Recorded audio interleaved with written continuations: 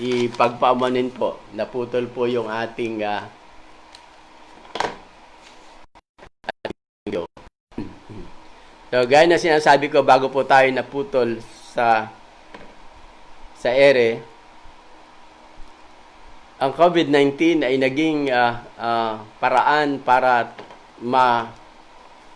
magkaroon ng takot at magtagumpay ang dyablo sa pamagitan ng pagtatanim ng takot sa marami sa atin. Hindi na nga tayo makalabas. Hindi pa magawa yung dapat gawin. At natutuwa ang dyablo kapag takot ang naghahari. Hindi ko sinasabi na hindi tayo dapat mag-ingat, dapat maingat. Pero dapat hindi nananaig ang takot sa atin dahil ang pananaig ng takot ay kapahayagan ng kawalang pananampalataya ng tao at pagdideclare na walang magagawa ang Panginoon. Natatandaan nyo ba na nang iniwan ng Panginoong Hesukristo ang mga alagad at sila'y inutusan na magpatuloy sa kanilang pananampalataya, nakabilang sa katotohanan ng kanyang iniwan sa kanila ay ang kanilang kakayanan na magpagaling ng mga karamdaman, kahit pa minsan yung pagbuhay ng patay, bagamat hindi siya normal na nagiging kalakaran dahil hindi naman yun talaga ang plano ng Panginoon sa lahat ng pagkakataon. Siguro misa-misa mga pagkakataon. Kahit pa sila ay makainom ng laso, hindi sila mamamatay. Ito yung mga katotohanan ng pinapatunayan ng salita ng Diyos. Ngunit, kapag dumarating ang panahon na mayroong pananaig ang takot,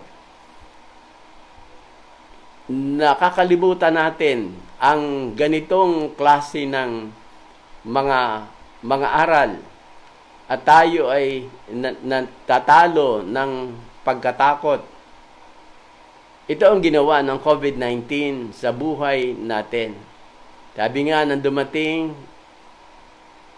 sinabihan tayo, tago, huwag lumabas, magmaskara, at pagkatapos lumayo sa iba, kinatatakutan na kahit yung mukha ng kapwa, yung lahat na pwedeng bahagay na sa makamay mo o matalsik sa mukha mo. Lahat na kinatatakutan natin galing sa kapwa-tao natin. Samantalang nung wala pa yung karamdaman na ito o virus na ito, napaka-accommodating ng ating pagtanggap sa mga tao. May mga lugar na yung dating kaibigan ay hindi mo madadalaw kasi ayaw nila na may taga-ibang lugar, napapasok sa kanilang lugar kahit nagdadala ng salita ng Diyos.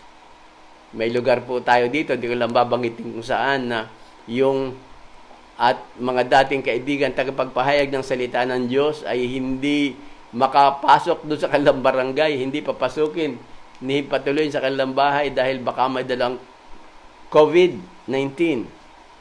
At ito'y kapahayagan ng kawalan ng pananampalataya. At tayo rin mismo kalimitan na apektuhan ng ganitong klaseng pakiramdam. Hindi siya dapat mangyari, bagamat naiintindihan natin ang ating pamahalaan na dapat magpatupad ng mga batas at pag-iingat.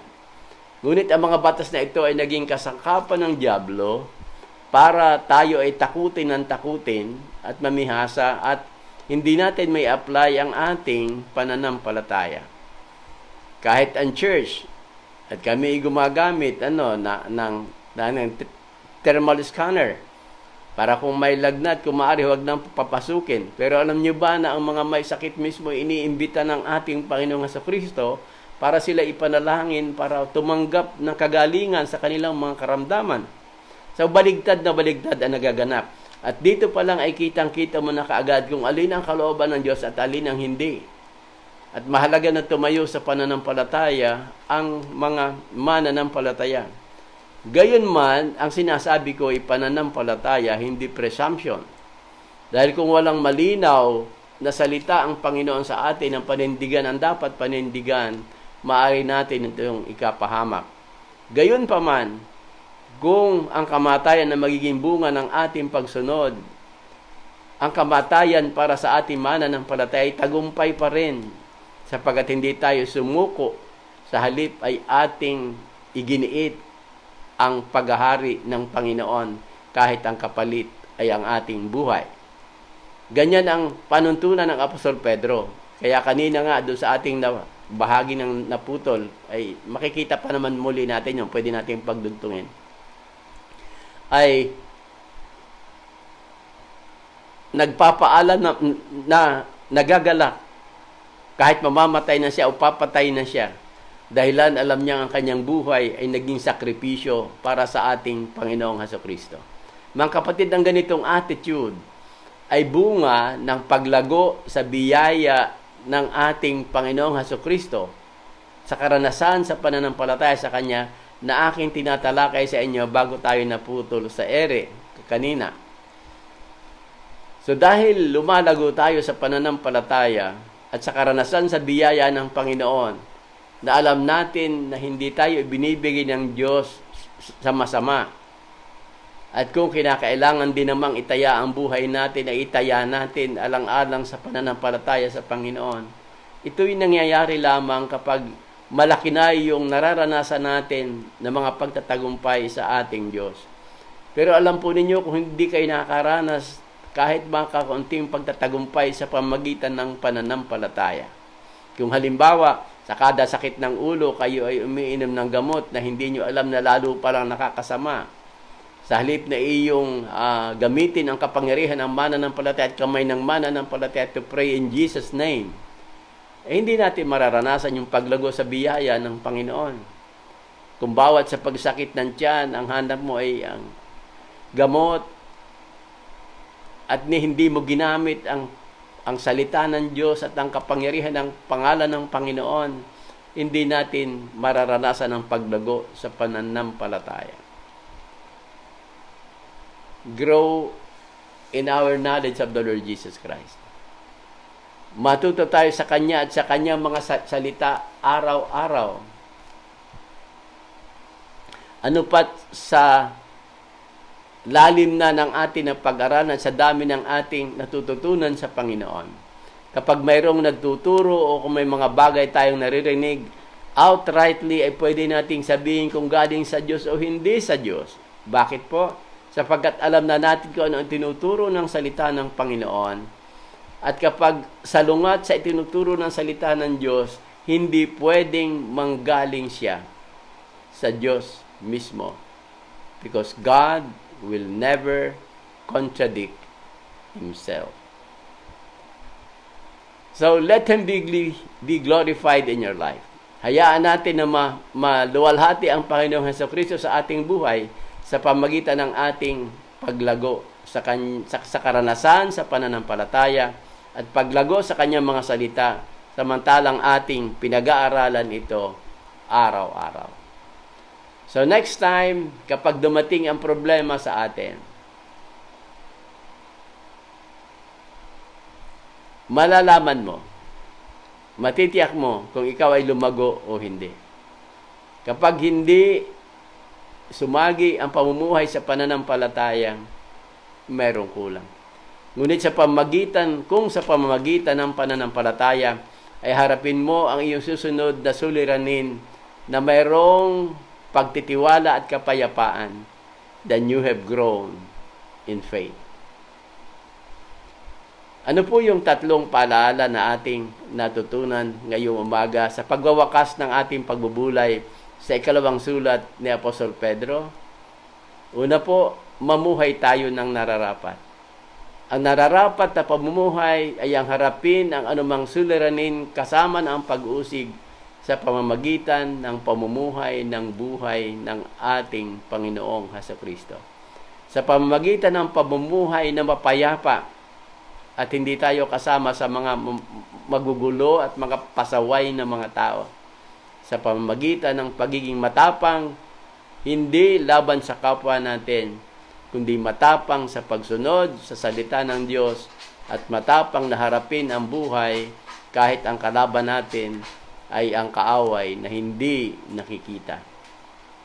Pangalawa, na maging vigilant tayo at mapag-ingat na hindi tayo mailigaw ng mga nangangaral, hindi lamang ng tinatawag ng Biblia o mga doktrinang hindi natin kinamihasnan, kundi ng mga prinsipyo ng mundo na pinapalakad ng mga taong hindi naniniwala sa Diyos.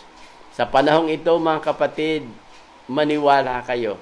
Ito ang pinakamapanganib nating kalaban ngayon.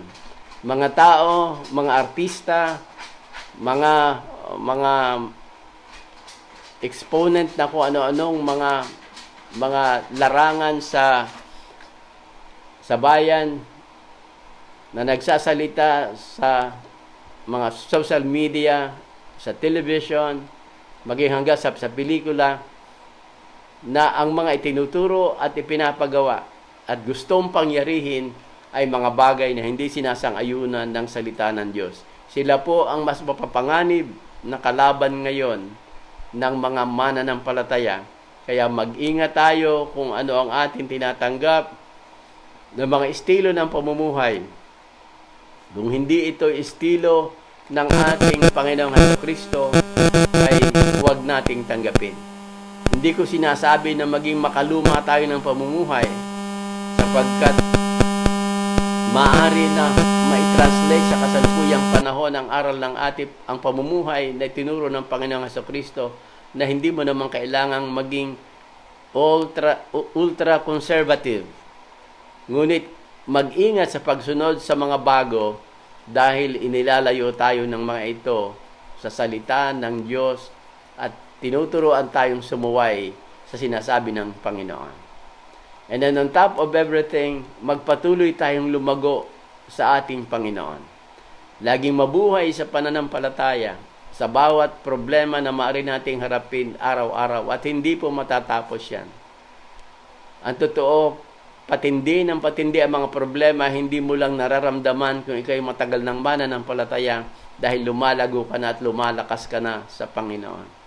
Pero hindi na puputol yan, at yan ay mangyayari araw-araw, samantalang hindi pa bumabalik ang ating Panginoong Jesucristo.